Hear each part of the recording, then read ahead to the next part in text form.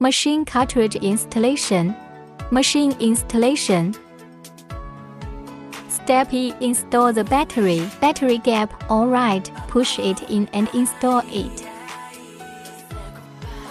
Step I. Install the ink cartridge. Open the ink cartridge cover. Nose down.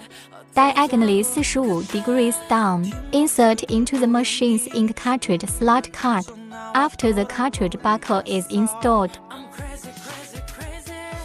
press the machine power button. Start the machine.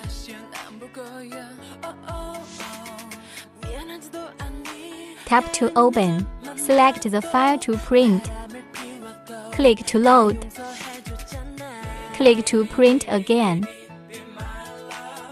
Press the print button below the handle. Place on the object to be printed. Swipe